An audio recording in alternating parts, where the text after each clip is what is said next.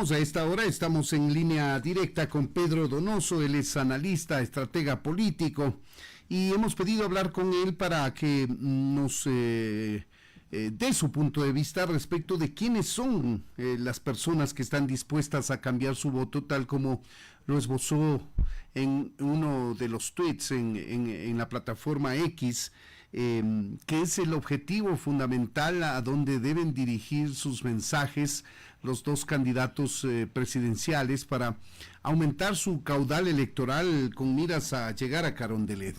Bienvenido, Pedro Donoso, le saluda Freddy Paredes, buenos días. Hola Freddy, buenos días, muchas gracias por la invitación. En efecto, uno cree finalmente que hay un universo de votos en donde podríamos nosotros sumar el 1.200.000 de votos, digamos, que obtuvieron los otros 14 candidatos, ¿no es cierto?, que no pasaron a la segunda vuelta, regresar a ver, por ejemplo, el 2.500.000 más o menos votos de ausentismo, que es una cifra bastante complicada de calcular, ¿no es cierto? Tenemos 1.000.000 y algo de votos nulos, pero dadas las circunstancias y quizás dada la coyuntura en donde nosotros creemos finalmente que los grandes electores son no solo los votantes, sino también las circunstancias, por ejemplo, la institucionalidad, los errores de campaña, ¿no es cierto? Hemos regresado a ver a este voto que nosotros diríamos este voto volátil, ¿no? Este voto finalmente que en la última encuesta del CIES, con 820 casos, Quito-Guayaquil, realizada el 24 y 25 de marzo, son, digamos, votantes que han decidido, pero que podrían cambiar su voto y así lo han expresado finalmente en la encuesta citada, ¿no? Y vemos, por ejemplo, que un 7% en Quito y un 9.5% en Guayaquil están, digamos, en ese sector, digamos, de la población, ¿no? Ese sector finalmente que la encuestadora, ¿no es cierto?, le pregunta, ¿usted tiene decidido su voto? En efecto, sí, pero podría yo cambiar. Entonces, ¿pero de dónde mudarían su voto, Pedro? ¿De blanco, de nulo, de gente que en la primera vuelta electoral no pudo votar o no quiso votar? ¿De dónde provendrían esos porcentajes de voto blando, digamos, de blanco, nulo o ausentismo? Digamos, es una buena pregunta porque la encuesta no amplía eso, es decir, la encuesta no dice por quién usted votó o por quién ha decidido votar, digamos, ni por quién cambiaría. Es decir, es netamente, finalmente, la capacidad o la decisión de cambiar la decisión, digamos, si se puede decir así, ¿no? Ajá. O sea, puede ser del candidato A que se pasa al B o del B al A. Pero también puede ser del nulo a un candidato. Claro. ¿No? Pero esa información no la pudo conseguir la encuestadora. No, finalmente no apuntó a aquello, ¿no es cierto? Simplemente, digamos, la pregunta tiene que ver con la capacidad de cambio, digamos, de decisión, ¿no? De acuerdo, de acuerdo. ¿Por qué es importante? Porque vimos que en la primera vuelta, ¿no es cierto?, varias encuestadoras, nosotros, digamos, sostenemos que no es que fueron todas las encuestadoras, y las encuestadoras a las cuales es fácil acceso, digamos, recibir los resultados, pero hubo como mucha crítica, ¿no es cierto?, a las encuestas. Y una de esas críticas, finalmente, de nuestra parte fue que a la indecisión, ¿no es cierto?, hay que tomarlo como un indicador individualizado. Es decir, no hay que obligar al encuestado, ¿no es cierto?, a votar. A definirse. Exacto, y decirle, no me importa por quién usted ha decidido, si hoy fuera la elección, vote, ¿no? Sino que a la indecisión hay que tomarla como un indicador individual. Y quizá ese puede haber sido el error que observaron las encuestadoras, más aún con la apretada diferencia de los candidatos, Pedro, a la final. Yo sostengo que sí, digamos, esa es nuestra hipótesis. Es decir, el momento en que tú no individualizas la indecisión como un indicador, ¿no es cierto?, tiendes finalmente a plantear estos absolutos, ¿no? Finalmente, por ejemplo, Comunicaliza no lo hizo, pero Sedato sí lo hizo. Incluso Sedato sostiene, ¿no es cierto?, que el mismo 9 de febrero la indecisión para presidente estaba en un 24% y la indecisión para asamblea estaba en un 50%. Entonces, claro, finalmente, cuando tienes ese nivel de indecisión, ¿no es cierto?, es muy fácil que los resultados se modifiquen y cambien. ¿Qué es lo que nos dice esta encuesta de cara al 13 de abril? ¿No es cierto? Esta encuesta del CIES nos dice que hay un 9% de indecisión en Quito y un 11.7% de indecisión en Guayaquil. Entonces, si nosotros sumamos la indecisión más la volatilidad del voto, tú tienes ahí unas cifras que son muy interesantes y muy importantes, dada la diferencia de intención de voto entre los dos candidatos de cara a la segunda vuelta. Ahora, es muy importante esta información que en suma darían alrededor o cercano al 20% de ciudadanos que, habiendo votado en una forma en la primera vuelta, podrían cambiar su voto en la segunda vuelta electoral. pero habría que saber dónde están, de qué depende, y ahí está el trabajo de los grupos de estrategas de cada una de las campañas electorales.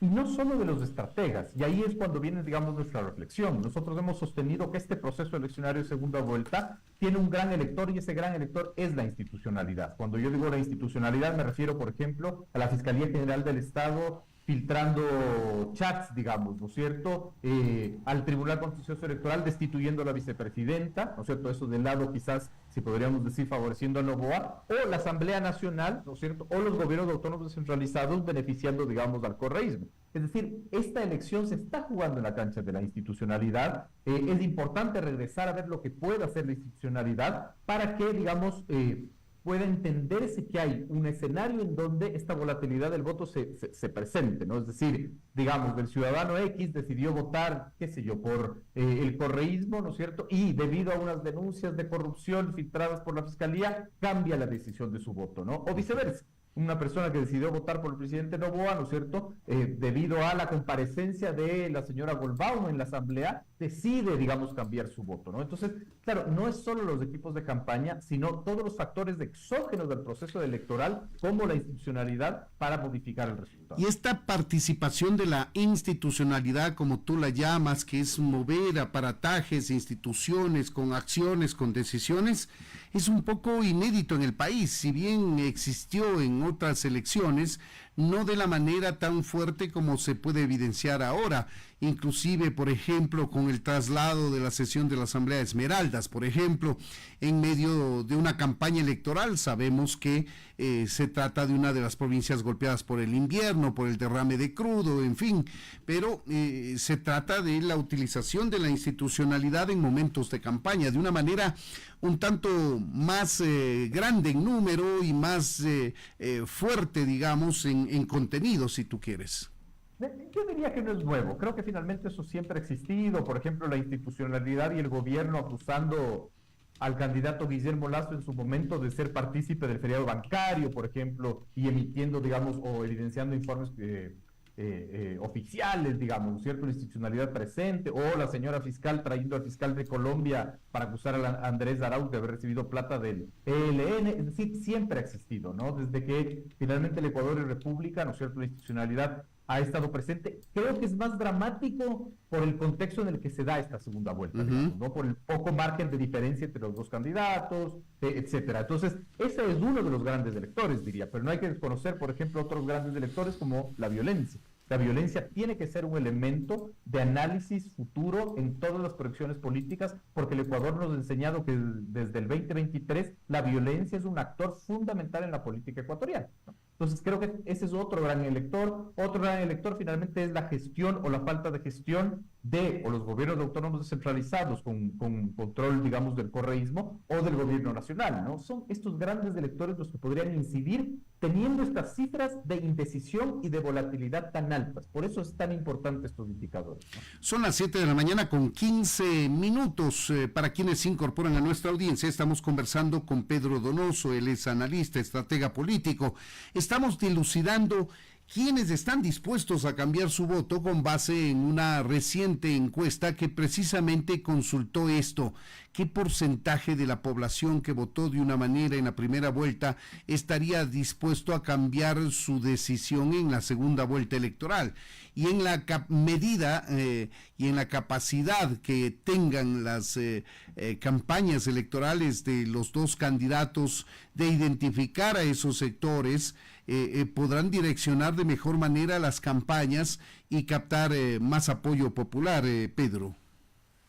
Así es, digamos, nos enfrentamos finalmente a eso. Además nos enfrentamos a aquello cuando, de acuerdo a esta encuesta, y repito, esta encuesta, digamos, es solo Quito y Guayaquil, entonces también tiene, digamos, ahí un sesgo, ¿no es cierto?, una limitante en ver cuando finalmente la diferencia no es tan amplia, ¿no? ¿Qué es lo que nos dice esta encuesta? Esta encuesta nos dice que, digamos, con intención de voto, en Quito, Daniel Noboa tiene un 46.5%, frente a Luisa González, que tiene un 35.3%, ¿no? Y en Guayaquil, un 45.5% a favor de Noboa, frente a un 39.8% de Luisa González. El nulo, digamos, tanto en Quito, digamos, un 11.4 y en Guayaquil un 15.3. ¿no? Entonces, claro, nos está diciendo finalmente que ese 20% entre indecisión y volatilidad está dentro finalmente de la diferencia, ¿no? Que tiene un candidato con el otro. Lo Claro que que sí sí. hay que aclarar es que esta encuesta tiene un 4% de margen de error, por lo tanto el 4% es bastante amplio y también podría, digamos, incidir en esos resultados. Claro, y se relativiza un poco por ese margen de error la diferencia que observa en los resultados de esta encuesta, eso es absolutamente claro. Ahora, Pedro, hay un tema que quizá está pasando un poco inadvertido y es el hecho de que el candidato presidente Daniel Noboa hizo de manera intermitente, digamos, campaña electoral en la primera vuelta y ahora lo va a hacer de manera interrumpida y lo está haciendo en base a todas este desenlace que se ha dado con el enfrentamiento con la vicepresidente Verónica Abad, ahora encargado a Cynthia Gelliver nuevamente la presidencia de la República, ha notificado vía carta al Consejo Nacional Electoral que va a hacer uso de su tiempo permanentemente en campaña. El hecho de que esté haciendo campaña 24/7 ahora el candidato presidente en la segunda vuelta electoral seguramente tendrá una incidencia. Yo diría que no, porque de todas maneras es una formalidad. El presidente candidato ha hecho campaña desde hace 1 año y medio, digamos, ¿no? Es decir, cuando el presidente candidato se desplaza a entregar una obra, ¿verdad? Está haciendo campaña. Es decir, digamos, eso es evidente. Esto me parece que es más una formalidad que podría tener algún tipo de incidencia en quizás del círculo rojo que pueda estar en desacuerdo finalmente con las formas, ¿no es cierto? Porque hay muchas críticas de abogados que dicen, no, uno no pide, digamos, uno no manda un oficio al CNE diciendo que va a hacer campaña, uno pide licencia finalmente a la Asamblea, ¿no? Entonces, creo que finalmente el presidente ha hecho campaña desde hace 1 año y medio, la institucionalidad se lo ha permitido, pero también tiene un riesgo finalmente, y ese riesgo es, tú eres el presidente candidato, por lo tanto, tienes la ventaja de utilizar la infraestructura estatal, pero también tienes la desventaja del desgaste del poder, es decir, el derrame petrolero es responsabilidad del Ejecutivo, el invierno es responsabilidad del Ejecutivo, la violencia es responsabilidad del Ejecutivo, entonces tienes de ahí la capacidad de ser mucho más vulnerable finalmente a cosas que no puedes controlar. Bueno, ahora, esta encuesta del CIES que citas para el análisis correspondiente, arrojó otro tipo de datos como rango etario, como condición socioeconómica, no podemos aludir al tema geográfico porque está basado en 2 ciudades, Quito y Guayaquil, las más pobladas del país, vale decir, y según eso seguramente hacen una proyección a nivel nacional, pero rango etario y condición socioeconómica y también el tema de si es hombre o mujer, aquella persona que forma parte de este porcentaje que estaría dispuesto a cambiar la forma como votó de primera a segunda vuelta electoral, sería bueno conocerlo. Sí, digamos, la volatilidad del voto no tiene una diferencia finalmente ahí en rango etario, que es lo que hace la encuesta, pero sí, digamos, los votantes de los candidatos y del nulo, que también es muy interesante regresar a ver, ¿no? Es decir, por ejemplo, se ha creado este mito de que el votante de Noboa es un votante específico, digamos, joven, ¿no es cierto? ¿Qué es lo que nos dice la encuesta? Lo que nos dice la encuesta es que el 53% de los votantes de Daniel Noboa están sobre los 65 años, y el 51% en efecto son, digamos, adolescentes entre 16 y 17 años, ¿no?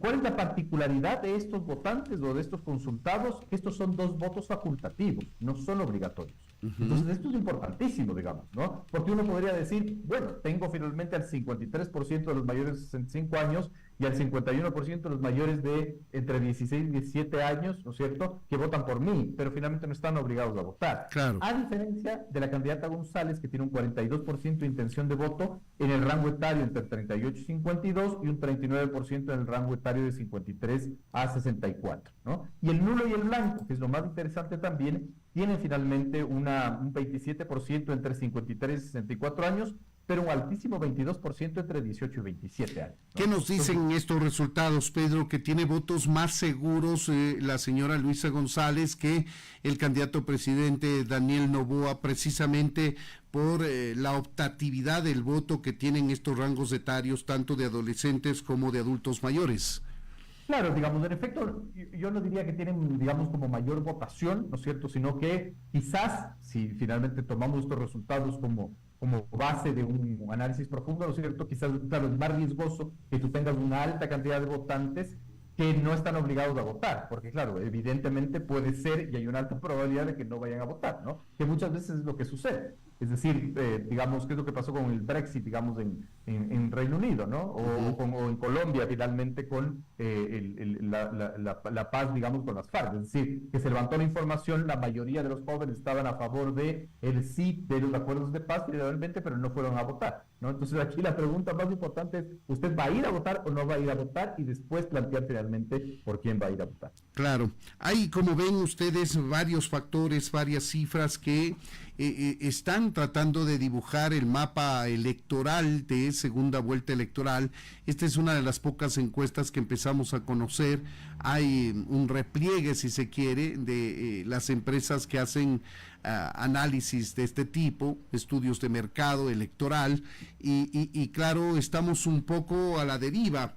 Cuando teníamos las encuestas poníamos en duda, ahora que no las tenemos las hacemos falta.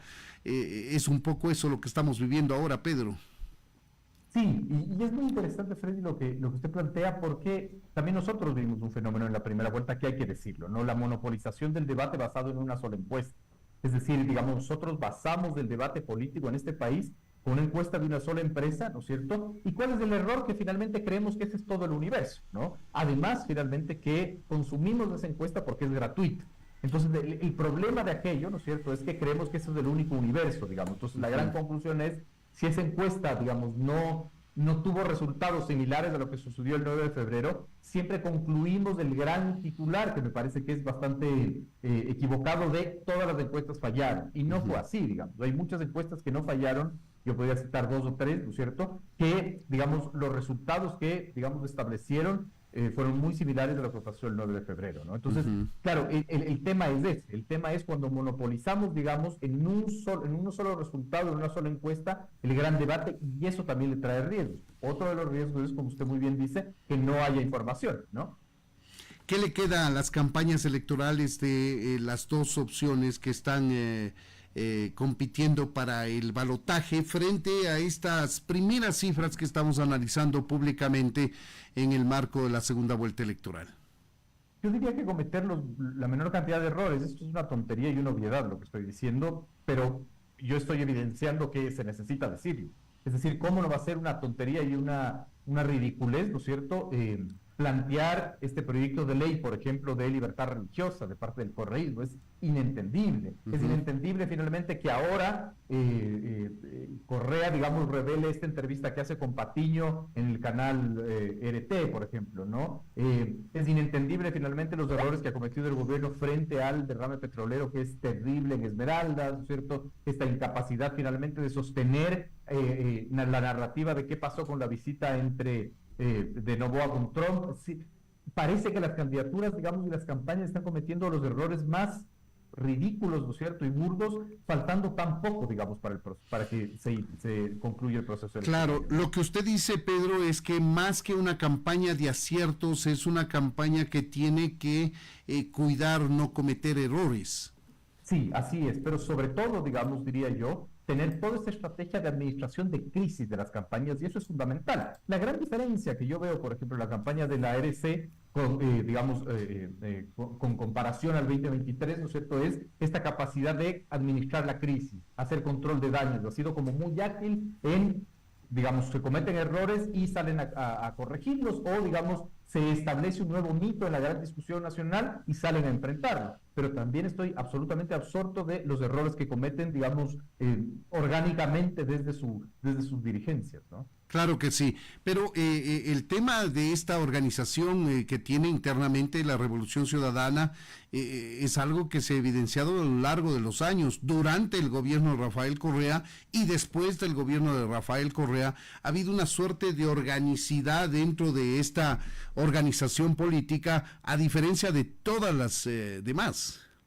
Sí, absolutamente, digamos. Por eso sorprende estos errores de principiantes. Es decir, es como inentendible, ¿no? Estos errores de no controlar las vocerías, cuando sabes que la dolarización siempre es un tema en la campaña. ¿Para qué tienes, digamos, las dos voceras hablando de la dolarización? Entonces, son cosas que uno no entiende, ¿no? Es decir, el movimiento más estructurado, con más claridad ideológica, ¿no es cierto?, con más capacidad de vocería, cometiendo los errores más infantiles. Y quizá eso se debe que algunos voceros de la primera campaña, de primera vuelta electoral, ahora no se los escucha. Por ejemplo, no le he visto yo tan activo como estuvo en la primera vuelta electoral al candidato a la vicepresidencia de la República por la Revolución Ciudadana, el señor Diego Borja. Así es, digamos, como mucho silencio, creo que más tendría que ver con, digamos, con la campaña en territorio que se está haciendo, pero claro, sigue sorprendiendo finalmente que el candidato a la vicepresidencia tenga silencios, ¿no es cierto? Sin embargo, el asambleísta electo finalmente Patiño salga en una entrevista, ¿no? Es decir, ese no control de las vocerías es bien complejo finalmente, ¿no? Lo mismo le pasa al gobierno, es decir, y digamos los dos movimientos tienen una complejidad en el control de las vocerías, porque si bien el gobierno tiene que controlar vocerías de ministros, directores provinciales, asambleístas, el correísmo también tiene que controlar las vocerías de asambleístas electos, prefectos, concejales, alcaldes, etcétera. Esto internamente, nos queda un par de minutos, Pedro, ya haciendo análisis político, a su juicio, ¿cómo mira este acuerdo con Pachacuti que acaba de hacer la Revolución Ciudadana en base a 25 puntos? Digamos, el acuerdo más allá, ¿no es cierto?, el 13 de abril, yo creo que es un acuerdo para el 15 de mayo. Es decir, es un acuerdo de gobernabilidad política, no de proceso eleccionario, ¿no? Yo creería finalmente que es el inicio, ¿no es cierto?, de una intención de tener una mayoría finalmente en el legislativo. Recordemos, ¿no es cierto?, que hay dos maneras de tener, ¿no es cierto?, una mayoría. Tienes la mayoría con 77 votos y tienes la mayoría calificada con 101 votos. La mayoría calificada es imposible por la composición, digamos, del legislativo, pero la mayoría, digamos, simple, ¿no es cierto?, sí es posible cuando tienes finalmente el bloque de ERC más los 9 de Pachacuti y te faltaría solo un voto. Me parece que es un acuerdo no electoral, sí es un acuerdo político finalmente, para que, y veremos que eso puede ser un escenario de alta probabilidad, para que, digamos, Pachacuti tenga la presidencia legislativa y con eso se pueda abrir la puerta finalmente para, digamos, tomar decisiones, porque si no hay estos acuerdos, vamos a tener una asamblea totalmente bloqueada que ni siquiera va a poder designar autoridad. Un acuerdo político con efectos más legislativos que electorales, pero que está plagado de temas o de exigencias casi imposibles de cumplir, contradictorias inclusive, porque se plantea atender con más recursos, salud, educación, etcétera, y por otro lado, reducir o eliminar el tema de extracción de recursos petroleros, minerales, y eso pues como que no tiene consistencia en la práctica, Pedro. Yo diría que es un acuerdo, ¿no es cierto?, viable si es que la ERC pierde la presidencia e inviable si es que gana la presidencia. Ajá. Es decir, como usted muy bien dice, digamos, una cosa es que yo me siente en Carondelet y tenga que responder finalmente estos 25 puntos, claro. Y otra cosa es que pierda la elección, pero desde el legislativo es más fácil, digamos, porque no tengo el control. Es decir, desde el legislativo, ¿no es cierto?, no puedo, dar recursos para finalmente combatir la inseguridad. Claro, el legislativo no es el ejecutivo. Exacto, pero sí me puedo poner de acuerdo para, como teníamos en el punto, por ejemplo, en el punto, no sé, 8, ¿verdad?, en el que íbamos a trabajar por la violencia y la inseguridad, usted y yo pongámonos de acuerdo para hacerle un juicio político al ministro de Defensa. De acuerdo. Sí, son cosas distintas, digamos, ¿no? Esto nos ha esclarecido bastante este análisis, porque este acuerdo político tendría más visos de aterrizarlo legislativamente que en el ejecutivo de llegar a darse el caso, y ahí se puede entender de mejor manera, porque caso contrario podría ser un tiro en el pie para la Revolución Ciudadana, hacer un acuerdo con estas exigencias en caso de que llegue al Ejecutivo, llegue a ganar las elecciones, pero en el Legislativo obviamente este acuerdo va a funcionar y estaría consolidando una mayoría que está a un punto de distancia de conseguir la mayoría simple. Pedro Donoso, gracias como siempre por el análisis, por el esclarecimiento en materia política electoral que aportas a nuestra audiencia. Muchas gracias por habernos atendido, Pedro Donoso. No, gracias a ustedes por la invitación. Buen día.